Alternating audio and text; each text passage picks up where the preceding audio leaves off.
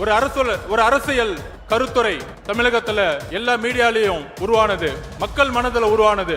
கொள்கை தலைவரா 5 தலைவர்களை உறுதிப்படுத்தி கட்சியை வழிநடத்தக்கூடிய இந்த நேரத்துல எதற்கு மாநாடுடைய முகப்புரையில அறிஞர் அண்ணாவையும் புரட்சி தலைவர் எம்ஜிஆர் அவர்களையும் ஏன் மாநாடுடைய முகப்புரையில தலைவர் விஜய் அவர்கள் கொண்டு வந்தாருங்கிற ஒரு பெரிய விவாதம் உருவானது.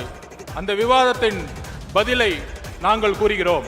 1967 அண்ணா உருவாக்கிய சமூக நீதிக்கான அரசு எல்லோருக்கும் சமமான அரசு.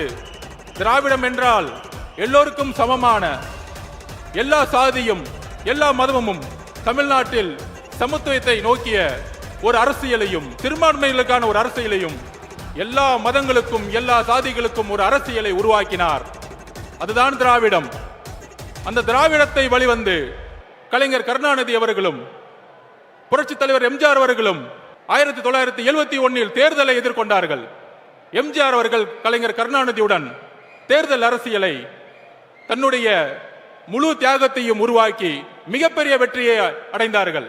ஆனால் 1971 மிகப்பெரிய வெற்றி பெற்ற பிறகு அண்ணா உருவாக்கிய கொள்கையிலிருந்து, சமூக நீதியிலிருந்து, ஊழலற்ற ஆட்சியிலிருந்து தன்னுடைய குடும்பத்திற்கான கட்சியாக கலைஞர் கருணாநிதி அவர்கள் மாற்றிய பொழுது அன்றைக்கு குரல் கொடுத்தார்.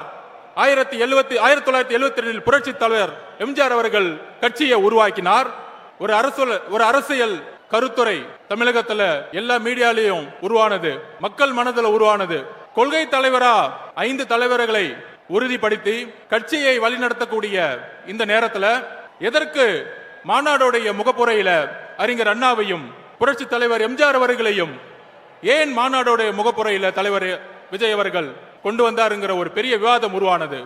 அந்த விவாதத்தின் பதிலை நாங்கள் கூறுகிறோம். 1967 அண்ணா உருவாக்கிய சமூக நீதிக்கான அரசு எல்லோருக்கும் சமமான அரசு.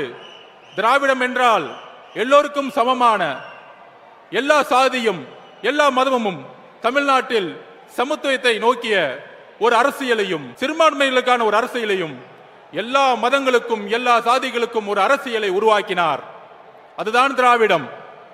அந்த திராவிடத்தை வழிவந்து கலைஞர் கருணாநிதி அவர்களும் புரட்சி தலைவர் எம்ஜிஆர் அவர்களும் 1971 தேர்தலை எதிர்கொண்டார்கள். எம்ஜிஆர் அவர்கள் கலைஞர் கருணாநிதியுடன் தேர்தல் அரசியலை தன்னுடைய முழு தியாகத்தையும் உருவாக்கி மிகப்பெரிய வெற்றியை அடைந்தார்கள். ஆனால் 1971 மிகப்பெரிய வெற்றி பெற்ற பிறகு அண்ணா உருவாக்கிய கொள்கையிலிருந்து, சமூக நீதியிலிருந்து, ஊழலற்ற ஆட்சியிலிருந்து தன்னுடைய குடும்பத்திற்கான கட்சியாக கலைஞர் கருணாநிதி அவர்கள் மாற்றிய பொழுது அன்றைக்கு குரல் கொடுத்தார். 1972 புரட்சி தலைவர் எம்ஜிஆர் அவர்கள் கட்சியை உருவாக்கினார்.